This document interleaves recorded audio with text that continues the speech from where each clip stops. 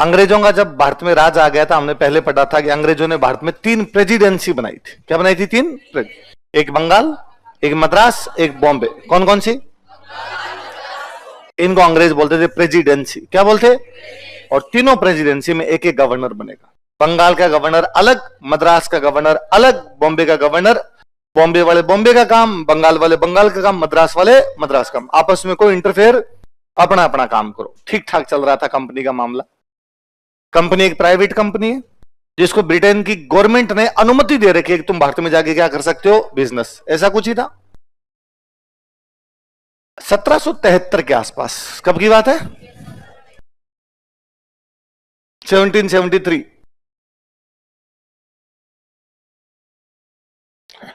Company bank of Britain के पास गई। किसके पास गई?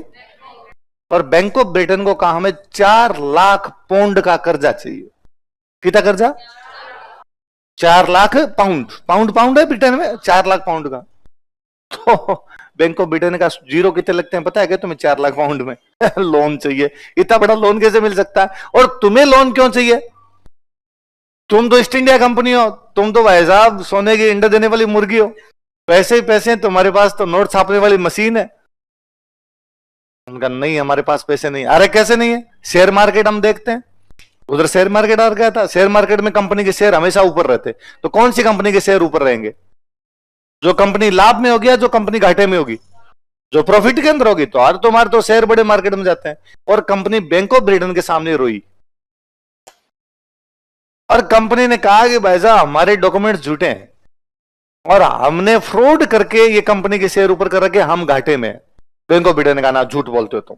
ये सब तुम्हारे हाथी के दांत खाने के और दिखाने के एक घड़ियाली आंसू है। कैसे आंसू है? घड़ियाल के लिए कहते हैं वो झूठे मोटे आंसू निकाल लेता है, तो घड़ियाली आंसू है तुम्हारी। और हम नहीं मानते। तुम्हारे कर्मचारी देखो भाई साहब बंगले बंगले बना रखे। अब कंपनी ने वापस कहा कि हम एक ऐसी कंपनी है जो कंपनी गरीब है पर कर्मचारी अमीर है। कंपनी तो गरीब है पर कर्मचारी क्या है? हुआ क्या था, अंग्रेज जब भारत के अंदर आए, जब उन्होंने राज स्टैब्लिश कर लिया, तो अंग्रेजों के यहां लोगों की आवश्यकता काम करने के लिए, पर ब्रिटेन से कोई ढंग के घर का आदमी भारत में काम करने के लिए तैयार नहीं। कारण कि मौसम बड़ा खराब। ठंडी जलवायु का आदमी इस गर्म जलवायु में मर जाए नहीं। शुरुआत में तो बंगाल में खूब सारे अंग्रेज आए थे, मर गए। उनको ये और नहीं समझ में मर कैसे रहे हैं। तो उनका भारत की हवा खराब है। भारत की मेल एयर, मेल मेल मतलब खराब, अंग्रेजी मेल कहते हैं। तो मेल एयर, हवा ही खराब है। फिर किसी अंग्रेज का ध्यान गया कि हवा कैसे खराब हो सकती है यार। उसने जांच की, तब पता चला कि भारत में बरसात के दिनों में एक मच्छर आता है, मादा एनोफिलीज। उससे बुखार आता है और बुखार से मरते हैं ये सारे के सारे मच्छर के काटने से। तो ये मेल एयर नहीं है, बीमारी है। इसलिए mail air mail air mail air करते करते मलेरिया है।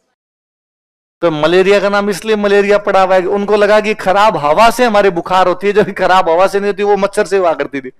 तो कोई भारत आने के लिए तैयार नहीं। तो कंपनी क्या करती, वहां ब्रिटेन के जो गरीब लोग होते उनको कहती कि हम तुम्हें रुपए खूब सारे देंगे, भारत में काम कर लो। गरीब आदमी को लगता है एक ही तो जान है, कह तो बाबू रेल में, कह बाबू जेल में। बच गए तो व्यारे न्यारे हैं, और मर गए तो यहां भी कौन सा ढंग से रह रहे थे। तब मान लो एक कोई ब्रिटेन में आदमी है, वो किसी बड़े लॉर्ड के घर पे, वहां जो बड़े पैसे वाले लोग होते हैं उनको क्या बोलते हैं? एक लॉर्ड है, उसका घर है, उसके घर में आगे गार्डन है, और उस गार्डन में बेचारा घास काटता है। और कंपनी ने उसको जाके कहा कि कितने दिन घास काटेगा, कलकत्ता चल, तनख्वाह देंगे तेरे को बहुत अच्छी। और उसने अगले दिन अपने मालिक को जाके कहा कि भाई साहब ये पकड़ो घास काटने वाली आपकी मशीन, और अपने तो कल जा रहे हैं कलकत्ता। तो उसने कहा भूख मर जाएगा, मर जाएगा वहां पे, क्या करता है यहाँ घास काट ले ढंग से। उसने कहा साहब वहीं जाऊंगा। और यहाँ आके उसने इतने रुपए कमाए, इतने रुपए कमाए कि वापस जाके उसने अपने जिस साहब के घर पे वो घास काटता था उसके पास वाला प्लॉट लिया, वो 3 मंजिला मकान बनाया, और ऊपर खड़ा होकर नीचे साहब से पूछता क्या हाल है। और जब किसी आदमी के पास नए नए पैसे आते हैं तो दिखाता हो रहे ढंग से दिखाता है। वो भी चलती स्कॉर्पियो से बियर की बोतल बाहर फेंकता, बुर्रा करता शाम को एकदम। इसलिए लॉर्ड बड़े परेशान थे। और ये ब्रिटेन की पार्लियामेंट में खड़े होके कहते कि ये जो इंडिया में काम करने के लिए जितने भी कर्मचारी जाते हैं झूठे हैं, भ्रष्ट हैं, मक्कार है, चोर है। और इंडिया में चोरियां करते हैं और नाक इंग्लैंड की करती है। इंडिया के लोग क्या सोचेंगे कि गोरे लोग इतने बुरे हैं और गोरे लोग इस प्रकार से चोरियां करते हैं।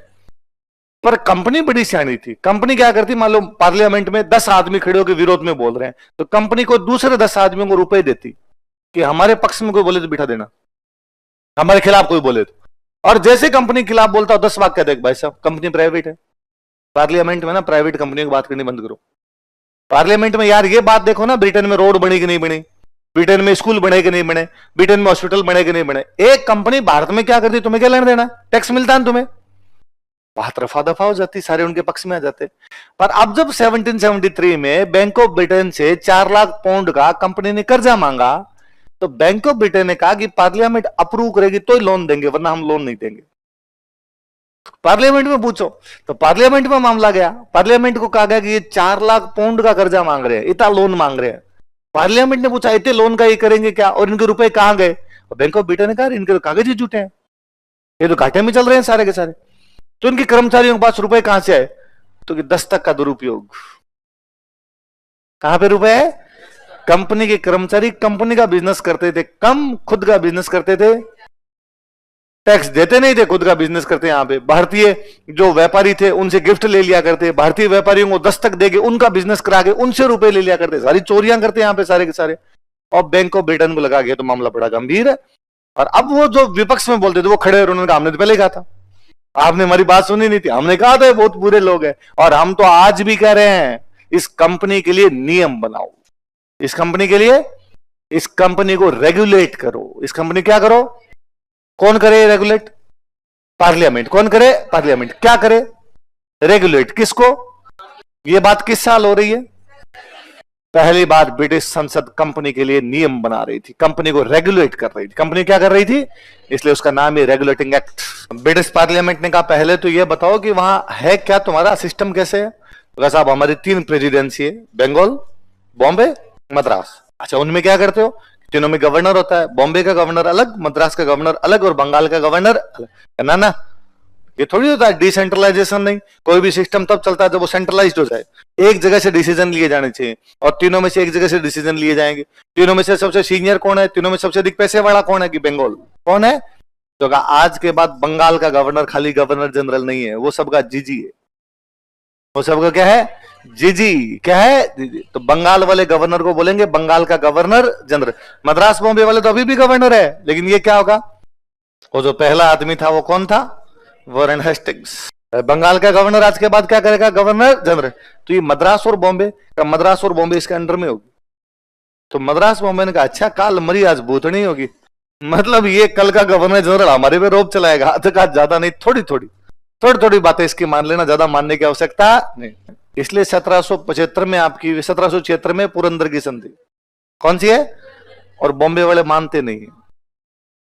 बॉम्बे वाले सूरत की संधि करते हैं, बंगाल वाले पुरंदर की संधि करते हैं। हिसाब से तो बंगाल की माननी चाहिए क्योंकि बंगाल क्या गवर्नर जनरल है, पर उन्होंने कहा कुछ शक्तियों के तहत, पूरी नहीं है तेरे पास में, हम हमारे हिसाब से डिसीजन लेंगे, इसलिए उन्होंने पुरंदर की संधि को स्वीकार। अब कहा गया कि भाई साहब जब ये बंगाल का गवर्नर गवर्नर जनरल होगा, इवन ये मद्रास और बॉम्बे को भी टैकल करेगा, अकेले आदमी से पार पड़ जाएगी, ना नहीं पार पड़ेगी। इसके नीचे एक पूरी टीम होनी चाहिए, और वो जो गवर्नर जनरल की टीम होती थी ना, उसको बोलते थे एग्जीक्यूटिव काउंसिल, कार्यकारी परिषद, क्या बोलते थे। और कहा इसमें 4 मेंबर होंगे। गवर्नर जनरल कौन है इनका, वॉरेन हेस्टिंग्स। 4 मेंबर कौन कौन है, फ्रांसिस क्लेवरिंग, मॉनसन, बोरवेल। टोटल कितने, 5। एक गवर्नर जनरल और 4 मेंबर, टोटल कितने हो गए, 5। तो अब ये 5 लोग मिलकर डिसीजन लेंगे। तो 5 लोग मिलकर कैसे डिसीजन लेंगे, कि भाई मेजोरिटी कैसे लेंगे, जिधर 3 हो जाएंगे वो बातें मान ली जाए। मान लो एक दिन एक का सरदर्द कर रहा है, आया ही नहीं, 4 ही बचे, फिर कैसे लिए जाएंगे, वोट बराबर हो गए। तो यदि वोट बराबर हो गए तो गवर्नर जनरल 1 वोट और दे सकता, गवर्नर निर्णायक मत। अंग्रेज जब भारत में आए ना, तो भारत में 2 प्रकार के कानून लागू होते थे, हिंदू लॉज और मुस्लिम लॉज। कौन कौन से, हिंदुओं के लिए हिंदू कानून और मुसलमानों के लिए मुस्लिम कानून। अब अंग्रेज आ गए, मान लो अंग्रेजों को लड़ाई झगड़ा हो गया, तो अब वो हिंदू कानून माने कि मुस्लिम कानून माने, उसके खिलाफ कोई मुकदमा होगा तो वो कैसे लिया जाएगा। तो शुरुआत में अंग्रेजों को बड़ी दिक्कत आती है, या तो हिंदू कानून फॉलो होते हैं या कौन से होते हैं, मुस्लिम। जैसे उनका राज आया तो उन्होंने कहा हमारा कोर्ट अलग होगा और उसमें इंग्लिश लॉज होंगे। तो सुप्रीम कोर्ट बनाया जाएगा कलकत्ता में। कहां बनाया जाएगा? कलकत्ता। अब देखो नाम तो इसका सुप्रीम कोर्ट है, तो हिसाब से लगता है पूरे भारत का ना, केवल कलकत्ता का। कलकत्ता से बाहर ही सुप्रीम कोर्ट की चलती। पर वैसा मैं रहता हूं पटना, और मैंने कहा वैसा मेरा मामला तो अंग्रेजी कानूनों के तहत होना चाहिए। तो कहा तेरे सामने कौन मुकदमा लड़ रहा है? साहब फलान जी लड़ रहे हैं। फलान जी को पूछो वो अंग्रेजी कानूनों से सहमत है? हाँ।